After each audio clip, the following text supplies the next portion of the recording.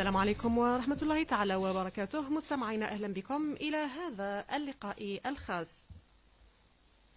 اللقاء الخاص لنهار اليوم يتناول تظاهرة أو فعالية الصالون الوطني للبناية الحديثة والتكنولوجيات الجديدة، الطبعة الثانية من هذا الصالون الذي ستحتضنه ولاية قسنطينة بين 20 إلى 23 فبراير الجاري على مستوى فندق الماريوت. وللحديث على هذا الصالون أستضيف معي في الاستوديو كل من السيد عبد الكريم لنجر، هو مهندس معماري وممثل شركة ميديا سمارت المشرفة على تنظيم هذا الصالون. أهلا بك سيدي. شكرا سيدتي الكريمة. يحضر معنا كذلك السيد أنيس سليماني مدير شركة أغموني بيتون بقسنطينة. أهلا بك سيد أنيس. شكرا على الدعوة. شكرا على تلبية الدعوة وللحديث على هذه الفعالية الطبعة الثانية للصالون الوطني للبنايات الحديثة والتكنولوجيات الجديدة الذي سيقام بين 20 و23 فبراير الجاري على مستوى فندق الماريوت. في البداية سيد عبد الكريم لنجر، بصفتكم ممثل لشركة ميديا سمارت المشرفة على تنظيم هذه الفعالية، نتحدث عن المعرض، خصوصية هذا المعرض، هذا الطبعة الثانية. إذن شكرا لإذاعة سيرتا FM على هذه الدعوة. عنوان التظاهرة نتاعنا هو الصالون الوطني للبنايات الحديثة والتكنولوجيا الجديدة. هو صالون وطني أولا لأنه عندنا مشاركين من مختلف أرجاء الوطن، حوالي 40 إلى 45 عارض. شعارنا في هذا الصالون هو التكنولوجيا في خدمة البناء. ينعقد هذا الصالون بفندق ماريوت بقسنطينة من 20 إلى 23 فبراير تحت رعاية السيد المحترم والي ولاية قسنطينة وكذلك السيد وزير الرقمنة والإحصاء.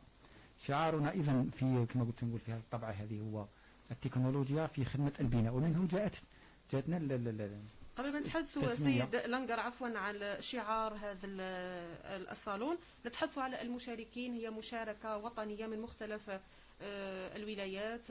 من هم المشاركين بالتحديد؟ عددهم؟ عندنا 45 مشارك من مختلف ولايات الجزائر، منهم من قسنطينة، من الجزائر العاصمة، من سطيف. القائمة عندي هنا ولكن طويلة يعني تأخذ وقت. من نعود فقط إلى الشيء اللي محاور هذا الصالون. إذن يحتوي هذا الصالون بإذن الله على 3 محاور. هي فضاء خاص بالعارضين، الشركات العارضة التي تعرض منتوجاتها في هذا الميدان. المحور الثاني هو أيام تقنية منظمة على هامش هذا الصالون بمشاركة أساتذة جامعيين مختصين في مجال البناء ومختصين في هذا التكنولوجيات الحديثة في هذا الميدان.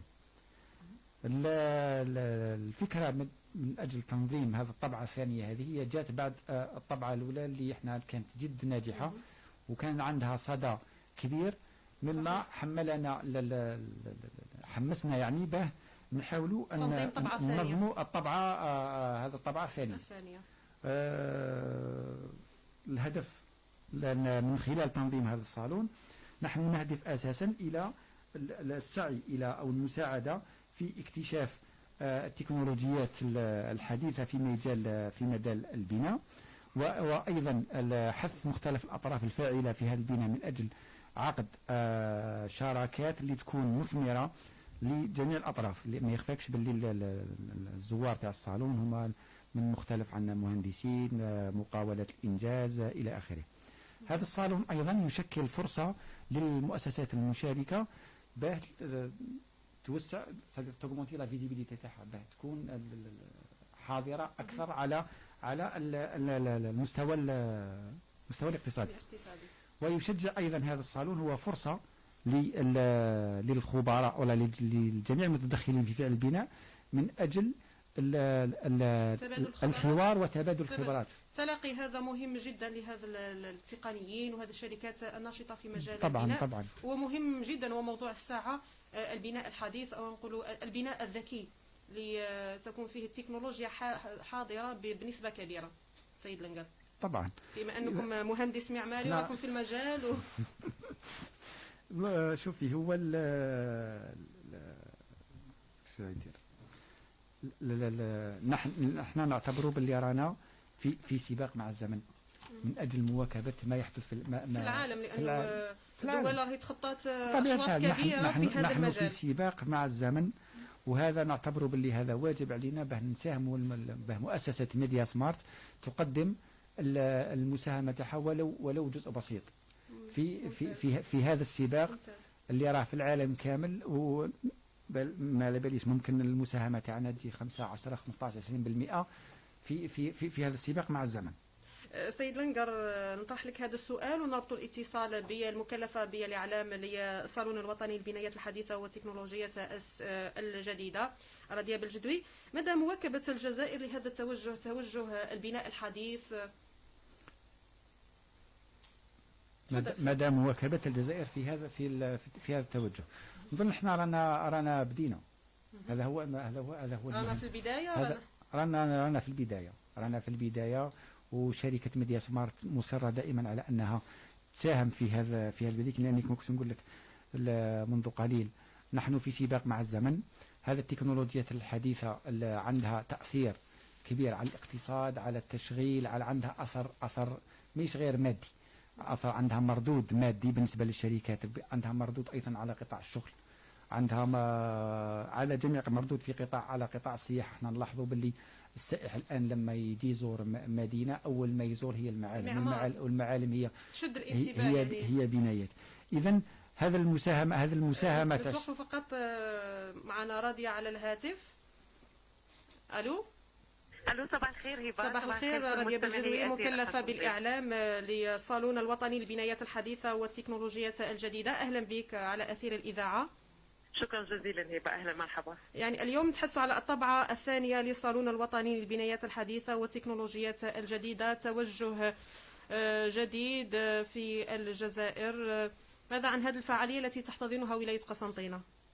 نعم، شكرا جزيلا دائما لهذا الفضاء الأثيري الأقرب دائما إلى قلوب كل مستمعي قسنطينة الأوفياء له. شكرا دائما لأنكم شريك اجتماعي بحق يعي تماما توجه الجزائر الجديدة، توجهها في جميع القطاعات على غرار قطاع مهم ألا وهو قطاع البناء والمعمار عموما.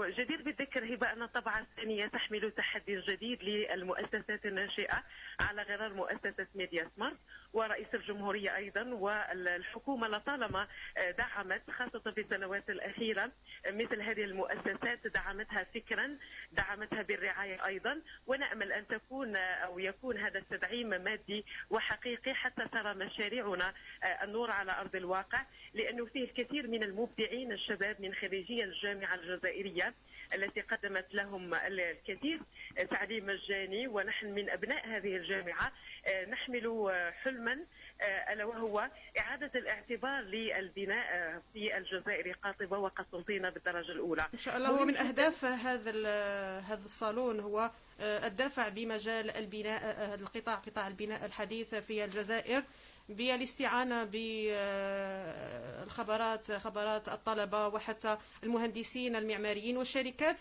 الفاعلة في هذا المجال، والنماذج كثيرة. تماما هبة، كما قلتي ربما مثل هذا الفضاء الهدف الأساسي منها على غرار جملة من الأهداف الأخرى هو فتح المجال للالتقاء في سابقة من نوعها بالشرق الجزائري، وقسنطينة لها شرف احتضان فعالية وطنية بعيدا عن المركزية أكيد، فرصة لالتقاء الخبرات، لاحتكاك الطلبة بالمؤسسات الناشئة، فرصة أيضا للاحتكاك بشريك أجنبي ألا وهو التونسي اللي حيقدم لنا دفع من خلال تجاربه السابقة في كل القطاعات مش فقط في مجال البناء، على أمل أنه يكون هناك فرصة مستقبلية لتنظيم فعاليات أوسع تخص البناء والمعمار الذكي واعتماد على التكنولوجيات الحديثة والمتطورة كما استفدتم فيها قبل قليل، إلى جانب قطاعات أخرى ربما سيتم التطرق إليها لاحقا بالحديث عن اتفاقية الشراكة. إن شاء الله حنتحدث على هذه النقاط مع ضيوفي هنا في الاستوديو، خاصة سيد لنقر ممثل شركة ميديا سمارت، رادية بالجدوي مكلفة بالإعلام للصالون الوطني للبنايات الحديثة والتكنولوجيات الجديدة. شكرا على الاتصال وعلى كل هذه المعلومات، وكل التوفيق في تنظيم هذا الفعالية التي تحظى قسنطينة باستضافتها من 20 إلى 23 فبراير الجاري. شكرا. نكمل معك سيد لنقر، ثم نتوجه للسيد أنيس سليماني كنا نتحدث على مواكبة الجزائر لهذا التوجه. كنت تتحدث على الفائدة من تطوير قطاع البناء في الجزائر، فائدة اقتصادية، فائدة سياحية، يعني من كل نواحي طبعا شوفي، مجالات هو الحياة. أول البناء عنده تأثير على جميع القطاعات. عندنا العبارة الشهيرة اللي كنا نسموها من بكري، يعني كنا في الجامعة، اللي هي كون لو باتيمون فا توفا. أكيد. فوالا دونك عنده تأثير على جميع القطاعات. وكنت أشرت إلى أنه السائح لما يجي لأي مدينة أول ما يشد الانتباه تاعو هي المعالم اللي هي عبارة عن بنايات. وحنايا في شركة ميديا سمارت كمؤسسة ناشئة، على بالك ما يخفاك الشركة دي عندها حوالي 3 سنوات من الوجود، وعندنا ديجا في جعبتنا تظاهرتين وطنيتين. وهذه التظاهرة الثالثة هذه راح تكون تظاهرة وطنية بنكهة دولية، بحيث عندنا ضيف الشرف اللي هما شركة معرض كابس الدولي. وعلى هامش هذا المعرض باش نعرفوا كل المستمعين انه سيتم ابرام شراكه بينكم وبين شركه معرض جابس الدوليه لتونس. هي اتفاقيه عمل حتفتح ربما افاق كبيره لتنظيم اكيد هي فعاليات.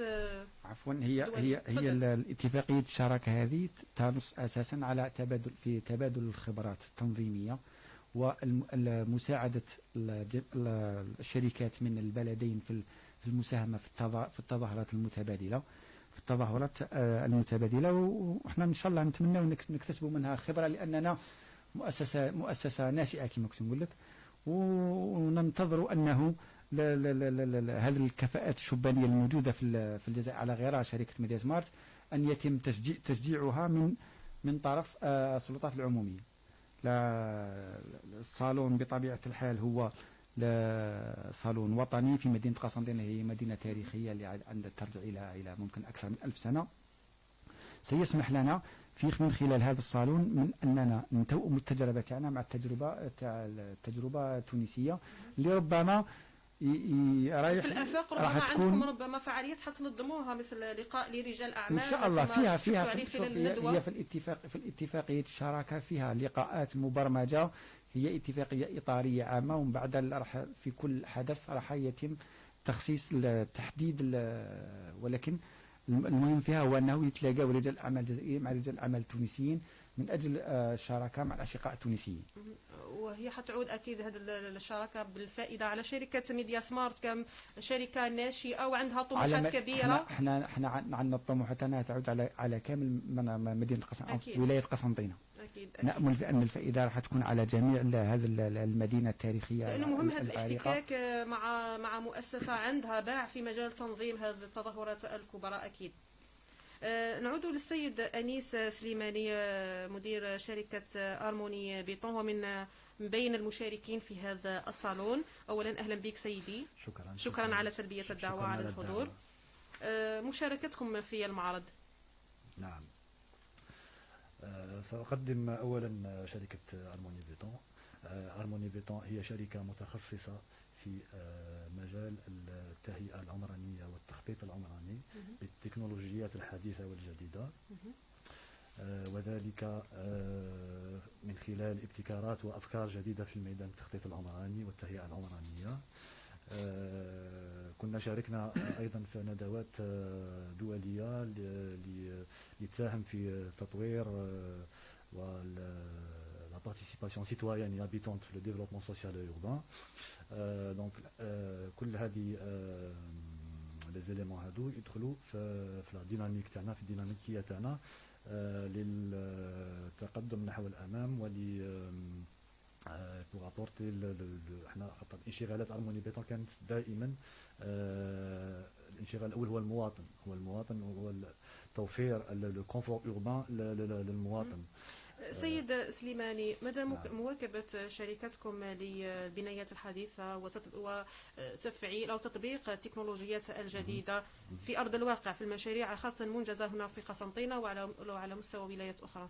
بالطبع احنا في سنة 2011 كنا شاركنا في من أكبر مشاريع قسنطينة، مشروع ترامواي قسنطينة ومشروع الجسر العملاق، لا كونيكسيون لا فيل تاع قسنطينة مع مشروع الجسر العملاق. كنا استعملنا منتوجات جديدة وحديثة اللي هي الخرسانات الزخرفية لي بيتون ديكوراتيف. حاليا لي بريوكيباسيون تاعنا والانشغالات تاعنا راهي متوجهة نحو الطاقات المتجددة، وذلك عبر المنتوج تاعنا الجديد لوني بيتون اللي هو ان بيتون اللي فيه دي غرانولا حبيبات نعم كيستقبلوا أشعة الشمس في النهار، من بعد في الظلام الانرجي هذيك تكون محولة عن طريق ضوء، يعني عندهم قدرة لتخزين الطاقة، والطاقة هذه تكون تتحول إلى ضوء ملون في هذا المواد ولا هذه المرحلة نعم. راهي موجودة حاليا؟ موجودة تم تطبيقها في مشروع. هل المواد هذه متوفرة هنا في الجزائر؟ متوفرة. هو منتوج تاعنا هو منتوج جزائري 100% محلي. بالطبع محلي بالطبع. يوجد نسبة قليلة من مواد أولية تكون مستوردة، لكن بنسبة ضئيلة. حنعود لك سيد نعم. سليماني. أستاذ عبد الكريم، الحديث عن بناء حديث كذلك هو حديث عن مواد مستخدمة في البناء تكون عندها خصوصية لتتماشى مع فكرة تشييد بناية أو مرفق عمومي بطريقة حديثة. هل ما هي خصوصية هذه المواد اللي أنتم كمهندسين معماريين تطمحوا أنها تكون متوفرة؟ شوفي أختي الكريمة، خاصة نتحدثوا عفوا على مواد صديقة للبيئة. شوفي أختي العزيزة سيدة هبة، احنا حرصنا على أنه في خلال هذا المعرض، خلال الصالون، خلال بيلتك، حرصت شركة ميديا سمارت على أن تكون هناك مشاركات لبعض التجارب الناجحة مثل تجربة شركة هارموني بيتون. ولأول مرة عندنا المشارك يعني كيلي دو تاي اللي هو مجموعة شركة حسناوي اللي هي حنربط الاتصال بها بعد قليل. هو سيد شركة حسناوي جلال بن عيدة. إذن عندنا اللي هم لأول مرة رايحين يشاركوا في معرض في الشرق الجزائري بشركات متخصصة في ميدان البناء. عندهم الله ربي أعلم 6 شركات راح تكون مشاركة. وهذا العرض هو يقترح ما يسميه حل شامل في ميدان البناء باستعمال هذه المواد. وعندهم هما تجارب رائدة في الغرب الجزائري في هذا الميدان. إذا نرجع للحديث على مواد البناء. فقط سيد عبد الكريم، سيد جلال بن عيدة ممثل مجموعة شركة حسناوي ربما لم يستطع أن يلتحق بنا على الأثير، ربما تكون عنده فرص أخرى للحديث عن هذه التجربة. تفضل سيدي. إن شاء الله. إذا هذا مواد البناء هذه لا يمكن أن تكون صديقة للبيئة أو غيرها، لا يمكن أن تكون صدر موجودة إذا لم يتم الإشهار الملائم لها. احنا نعتبره في شركة ميديا سمارت باللي هذا الصالون نتاعنا هو مكان ملائم من أجل هذا الإشهار، لأنه اللي يتلاقى فيه البريسكريبتور مع هو الهدف من تنظيم هذا الصالون. طبعا لو تسمح لي. تفضل سيد أنيس. في الصالون هذا تاع 2022 بيلتك راح شركة هارموني بيتون راح تقوم on va présenter le nouveau produit تاعنا اللي راهو dans le cadre تاع كما قلتي تاع البيئة، راهو صديق للبيئة. وعلاش؟ خاطر حنايا on va présenter un produit اللي يكون ان سبستيتيو بديل بنسبة 20 إلى 30% من الإسمنت اللي تدخل في صناعة الخرسانة، اللي تدخل dans la production du béton. 20% 30% هذه راح كل ما نستعملوا طن من مسحوق غبار تاع الزجاج راح يتنقص 1 طن من لي غاز ا ايفي سير، لي جي اس اللي هما الغازات الدفينة. نتحدث كذلك لما نتحدث على بناء ذكي على وقت أقل في الإنجاز، بنوعية رفيعة سيد عبد الكريم. طبعا هذا لابد. شوفي، استعمال التكنولوجيا لا يمكن الا ان يكون جيدا بالنسبه لفعل البناء. c'est-à-dire l'utilisation de la technologie ne peut être que bénéfique pour le cadre bâti. وما يقدرش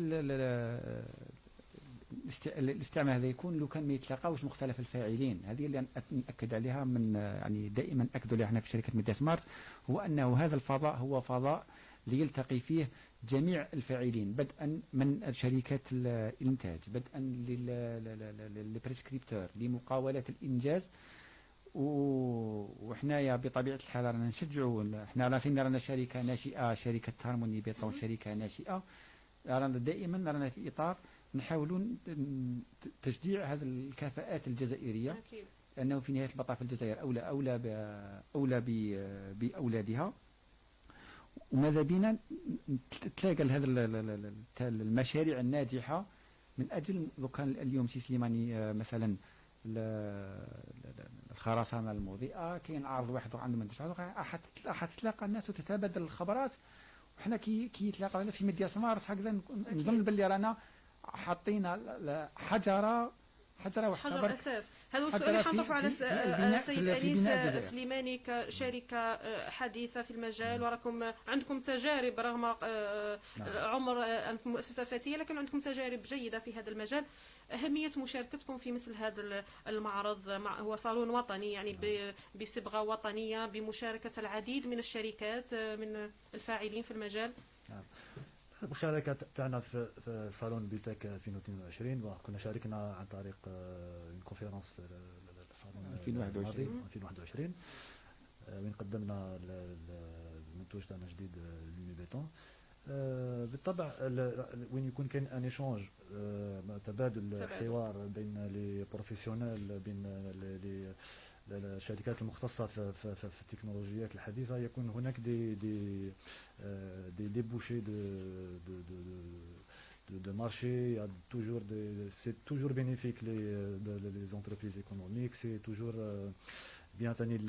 احنا نتمنى يكون كان هناك حضور الجامعات. هي نقطة مهمة والسؤال اللي حنطرحه على السيد لنقر على هامش هذا المعرض اللي حيكون عبارة عن 3 محاور، معارض، كذلك أيام تقنية عبارة عن محاضرات. تحدثنا على هذه النقطة اللي أشار لها السيد سليماني، وهي نقطة مهمة، إشراك الجامعيين والباحثين في مثل هذه الفعاليات. شكرا سيدة هبة. إذا شركة ميديا سمارت تحرص دائما على في الصالون التي تقيمها، على هامش كل صالون نقيمه هناك أيام تقنية أو محاضرات يقدمها خبراء في هذا الميدان. سبق أننا عملنا بذلك في الطبعة الأولى من صالون بيلتك، فالطبعة الأولى أيضا من الصالون في شهر ديسمبر في صالون كونستانتيك. إذا هذا السنة راح يشارك معنا مجموعة من الأساتذة الجامعيين لي بروفيسيونيل اوسي، من بينهم فقط سيد سيد عبد الكريم الدكتور علي رحماني اللي حيكون معنا على المباشر. طبعا تفضل. هو المادام رايحين نتناولوا عدة مواضيع. الفائدة من تنظيم مثل الأيام التقنية خلال هذا الصالون. نحن نسعى دائما إلى أنه كي يتلاقاو اللي كونسيرني نحاولوا نديروا توصيات في كل مرة، نديروا توصيات اللي نقدموها للسلطات العمومية. احنا لهنا مثلا هاو قدامي في كل ما نديروا تظاهرة نديروا تقرير اللي نعرفوا للسلطات المختصة، لأنه نتلاقاو نتبادلوا الخبرات، نطرحوا الإشكاليات، ونحاولوا نبداو نلقاو دي شركة ميديا سمارت دائما تبحث على وضع الانيسياسيون تاع الديبا، c'est-à-dire تاع أهمية النقاش، بطبيعة الحال نقاش المختصين، دو لا ديسكسيون جاي لا لوميير كيما يقولوا في دونك ديما. وبالتالي راح نتناولوا مواضيع مختلفة، من بينها مثلا المدينة الذكية سيدي عبد الله، من بينها التجربة اللي راح ممكن يحدثكم عليها. حنتحدثوا على هذا التجارب اللي حتكون كذلك حاضرة بقوة في هذا المعرض. معنا على الهاتف الدكتور علي رحمن، مدير قسم الهندسة المعمارية جامعة سطيف. مساء الخير سيدي. مساء النور سيدتي الفاضلة. أهلا بكم على أثير الإذاعة الجزائرية من قسنطينة. مرحبا، تحياتي الخالصة لكم ولكافة مستمعينا الكرام. شكرا جزيلا. إذا دكتور علي رحمن، حتكون لك مشاركة في فعاليات الصالون الوطني للبنايات الحديثة والتكنولوجيات الجديدة، هتقوموا بتقديم محاضرة. ماذا عن مشاركتكم خلال هذه الأيام التقنية؟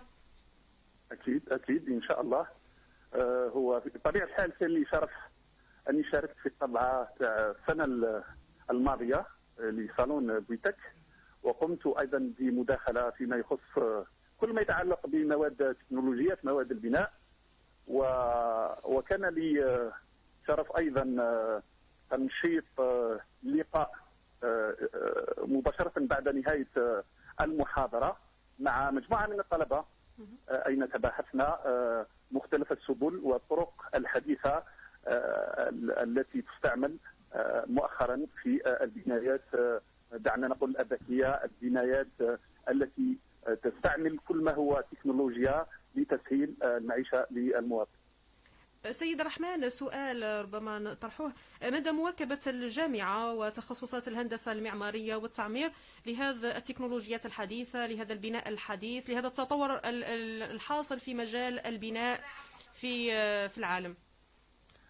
بطبيعة الحال أصبح سيد الرحمن، فقط نذكر بالساعة 48 دقيقة بعد المنتصف. تفضل سيدي. في كل ما يخص ميدان البناء الهندسة المعمارية والعمران بصفة عامة أصبحت حتمية كما سبق وأن ذكرت. إذا فيما يخص معهدنا أو فيما يخص تدريس طلبة الألمدي، أدرجت بعض المواد التي تأخذ على عاتقها إدراج هذه التقنيات، ومن بين هذه التقنيات السبل اللجوء إلى الرقمنة، النيوميريزاسيون، فيما يخص العديد من المشاريع وخاصة المشاريع التي لها قيمة تراثية. لذلك ستكون مداخلتنا تنصب على كيفية رقمنة التراث، وسنأخذ كسبيل المثال مدينة تويكل أو جميلة كعينة من خلالها سنتطرق إلى أحدث التقنيات التي تدرج كل ما هو 3D، أي نموذج النمذجة على شكل 3D لكل المنشآت وكل المنجزات في هذا الخصوص. شكرا جزيلا دكتور علي رحمن، مدير قسم الهندسة المعمارية بجامعة سطيف، ومشاركة مثمرة إن شاء الله خلال فعاليات الصالون الوطني للبناية الحديثة والتكنولوجيات الجديدة. إلى اللقاء. شكرا سيدتي الفاضلة. إلى اللقاء. إلى اللقاء سيدي. تفضل سيد كريم. قبل ما كنا نتحدث مع الدكتور علي رحمن عن أهمية المحاضرات ولا النقاش مع الباحثين والمختصين في تنظيم هذا الصالون. شكرا سيدة هبة. إذا كما كنت نقول، شركة ميديا سمارت تحرص دائما في كل التظاهرات تقيمها في نهاية التظاهرة على كتابة التقرير ورفعه إلى الجهات إلى السلطات العمومية. إذا المحاضرات هذه السنة راح تتناول هذه التكنولوجيا الحديثة التي تكون في خدمة البناء، من بينها محاضرة الدكتور علي رحمن. الآن حان وقت أذان صلاة الظهر. تفضل سيد كريم. إذا من بينها مداخلة الدكتور رحمن التي تبين لنا أهمية التكنولوجيات الحديثة التقنية في ميدان التراث. مداخلة أخرى أيضا حول المدينة الجديدة سيدي عبد الله كنموذج المدينة الذكية بالجزائر. شركة ميديا سمارت أيضا هذه السنة قررت أنها يشارك مداخلة أخرى من أجل التعريف بالقوانين الجديدة في مجال البناء، خصوصا فيما يعرف عند المهنيين بدفتر الشروط الإدارية العامة المطبق على صفقات الأشغال العمومية اللي خرج سنة 21. وعندنا العارضين أيضا رايحين يقدموا كيف محاضرات حول كيف تسهم التكنولوجيا في تطور لاندستري لا كونستركسيون في الجزائر. على العموم كذلك سيتم عرض نماذج واعدة في خلال هذا الصالون ذكرتوها ربما خلال الندوة الصحفية، نموذج ربما المهندس اللي قام به يعمل على بناء مسكن يشابه خيمة البدو الرحل، يعني فكرة هو مشروع، هو فكرة. شوفي تحدثوا على هذا النماذج سيدة يعني هبة، جوستومون احنا كما نحرص دائما شركة ميديا سمارت كما تحرص على انه المنتوجات الجديدة نحرص ايضا على وضع ولا عرض التجارب الرائدة في هذا الميدان طبعا، لان هذه التجربة اللي قاموا بها مجموعة من المهندسين من بينهم اساتذة جامعيين في مدينة بوسعادة والتمثيلة من اجل توطين البدو والرحل عن طريق بناء منزل اللي هو راهو تمنينا انه هذا نموذج او اثنين يكونوا حاضرين معنا اليوم ان شاء الله. مع الاسف انا حاولت نتصل بالسيد عبد الرزاق مساعد، ما صدري لي با ديسپونيبل في هذا اسمه، مي ان شاء الله راح يكون حاضر نهار الصالون. وهذه دائما، لاننا دائما احنا نقولوا باللي عندنا الهندسه المعماريه اللي عندها خصوصيه لكل منطقه، وبالتالي هذه تجربه رائده في هذا الميدان. والشيء الجميل فيها على أنها تتم في إطار تطوعي، صدير الناس كل متطوعة، والنموذج جد صدير إلي انتريسون سور بلوس دان اونغل، يعني لأن هذا البدو هذو لما راحوا وطنوهم في مساكن كما اللي رانا حنا نشوفوا فيها عندنا في المدن ما قدروش يتأقلموا معها، وبالتالي جات الفكرة على أنه والنموذج يولد استعمال المواد البناء لازم تكون موجودة، لأن المناطق اللي راها فيها مناطق نائية. دونك هذه الأفكار اللي احنا ديما، هذه الأفكار لو كان تكون هناك فرصة كما معرض بيلتاك اللي تنظمه شركة ميديا سمارت، من المحال المهنيين يتلاقوا حول فكرة واحدة، لأنه هذا المشروع هذا هو عبارة عن فكرة فقط، وبعد الفكرة هذه التفوا حولها مهنيين في لقاء ما. ولهذا احنا ديما في شركه ميديا سمارت في المعارض تاعها تحرص على ابراز مثل هذه النماذج اللي عندها تاثير كبير، تقدر تكون غدوه المهنيين تلاقوا من اجل فكره ما. ونتمنى ان شاء الله نكون شركه ميديا سمارت تتمنى على انه دائما يكون هذا الصالون طبعا مثل هذه اللقاءات تكون مثمره لجميع الاطراف. هذا من بين الأهداف اللي أنا مسطينها في هذا اللقاء. السيد أنيس سليماني، أنتم كذلك كشركة فتية أكيد عندكم آفاق مستقبلية، مشاريع راكم تطمحوا إلى تجسيدها على أرض الواقع، خاصة بتطويع التكنولوجيا الحديثة، المواد البناء الحديثة هذا التوجه نحو البناء الذكي، خاصة المنتوجات اللي راح تكون كما قلتي منتوجات تكون صديقة للبيئة. سي دي برودوي ايكولوجيك كي ريدويز لي غاز ا ايفي سير، ويكونوا ايضا يدخلوا في حيز الطاقات المتجددة. ربما نتحدثوا فقط هل هناك عراقيل تواجهكم يعني كشركات حديثة ناشئة في خوض هذه التجربة، في ولوج هذا المجال يعني ليس سهل أنك تقتحم مجال البناء. نعم، هي العراقيل هي ما هيش حاجة جديدة، يعني عراقيل تاع إدارة، وعراقيل ثاني تاع لي تكست تاع السيستم تاع لي كومون اكيري ان مارشي، السيستم تاع لي موان ديزون. هادو دائما وين يكون كاين منتوج جديد وين ما يعرفوهش لي ماتر دوفراج ما يعرفوهش الادارات، يكون هناك دائما تكون كونفيزيون عند لي زونتربريز اللي يجيو يديروا المناقصات، وما يفهموش مليح تكون كاين هناك نقص في المعلومه عند المؤسسات. وكم لو برانسيب تاع لو موان ديزون هو اللي يكون افونتاجي في هذا النظام، في هذا السيستم. بطبيعه الحال راح تكون كاين هناك دي كونفيزيون، ويكون هناك اختيار شركات اللي ما تكونش يعني عندها لي زابتيتود باش ولما تكون الاراده قويه كل العراقيل. عندي تعقيب فقط لا سمحتي السيده هبه على واش كان يقول سي سليماني. احنا جوستومون احنا قاعدين منذ قليل كنت اتكلم على هذا اللقاء، باسكو المشكل تاع العرض الاقل المالي هذا يقدر يتحل اترافير اون بريسكريبسيون مليحه. زي ما تقدرش تروحي للصيدلي تقول له اعطيني دواء يشابه كشي دواء. لازمنا اون بريسكريبسيون، لازمنا وصفه، لازمنا وصفه. وحنا في شركه ميديا سمارت اطراف هذا اللقاء، اطراف اللقاءات هذو نسعى الى انه يكونوا هناك هذو الجماعه اللي يكتبوا الوصفات، لي بريسكريبسيون تكنيك يكونوا حاضرين، لانه الانسان عاده هو عدو ما يجهل. واللي ما يعرفش يكتب حاجه على اللي ما يعرفش يكتب، انا مانيش صيدلي ما نعرفش ندير لا بريسكريبسيون تاع الدواء، صافي نخلط برك.